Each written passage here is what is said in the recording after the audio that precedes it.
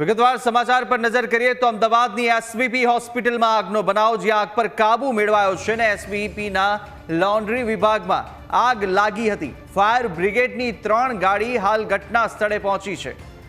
તો અમદાવાદની આ ઘટના છે કે જ્યાં એસવીપી હોસ્પિટલમાં આગની ઘટના સામે આવી છે ને આગ પર હાલ તો કાબુ મેળવાઈ લેવામાં આવ્યો છે। એસવીપીના લોન્ડ્રી વિભાગમાં આગ લાગી હતી। વધુ વિગતો મેળવીશું। સંવાદદાતા આશુતોષ ફોનલાઈન પર જોડાયા છે।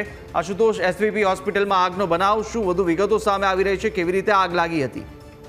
જી કુશક, ગતરોજ પાલડીની વૃંદાવન હોસ્પિટલમાં આગ લાગી હતી, ત્યારે આજે અમદાવાદની જાણીતી અને અમદાવાદ મ્યુનિસિપલ કોર્પોરેશન સંચાલિત એસવીપી હોસ્પિટલમાં આગનો બનાવ જે છે તે સામે આવ્યો છે। ખાસ કરીને હોસ્પિટલની બાજુમાં આવેલો જે લોન્ડ્રી વિભાગ છે તેમાં આગ લાગી હતી।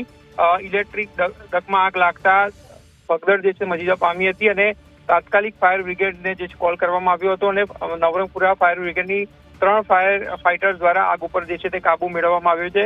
વાત કરવામાં તો સવારે 9:10 ફાયર કંટ્રોલ રૂમને આગનો મેસેજ જે છે તે મળ્યો હતો અને તાત્કાલિક આ ફાયરની ગાડીઓ જે છે રવાના કરવામાં આવી હતી। લોન્ડ્રી વિભાગ જે છે તે હોસ્પિટલની બાજુની બિલ્ડિંગમાં આવેલો છે, પરંતુ જો આગ પ્રસરે તો ક્યાંક ને ક્યાંક હોસ્પિટલને પણ જે છે તે માં પણ પ્રસરે તેવી સંભાવના હતી। તેના કારણે તાત્કાલિક જે છે તે ટીમ રવાના કરીને હાલ તો તેના પર કાબુ મેળવી દેવામાં આવ્યો છે।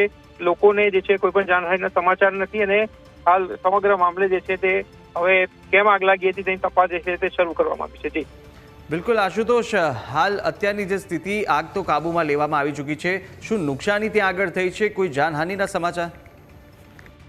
નહીં, હાલ જાનહાનિના કોઈ સમાચાર નથી, કારણ કે ઇલેક્ટ્રિક ડક જે આવેલો છે લોન્ડ્રી પાસે એ પણ હોસ્પિટલની બાજુમાં છે, તેમાં આગ લાગી હતી અને હોસ્પિટલના જે સીઈઓ છે તેમનું કહેવું છે કે લોન્ડ્રીમાં આગ લાગી હતી અને તે હોસ્પિટલથી થયેલી અલગ વિભાગ આવેલો છે, જેથી હોસ્પિટલને તેની કોઈ અસર જે છે તે થઈ નથી અને તરત જ આગ પર કાબુ મેળવી લેવામાં આવ્યો છે। એટલે ક્યાંક ને ક્યાંક મોટી જાનહાનિ જે છે તે ટળી છે અને આસપાસનો વિસ્તાર જે છે તે પણ 30 મિનિટ માટે પ્રતિબંધ જે છે લોકોના અવર-જવર મૂકી દેવામાં આવ્યો હતો, જેથી કરીને ક્યાંક તેને આગ પર કાબુ પણ મેળવી શકાય અને ખૂબ જાનહાનિ પણ ટાળી શકાય।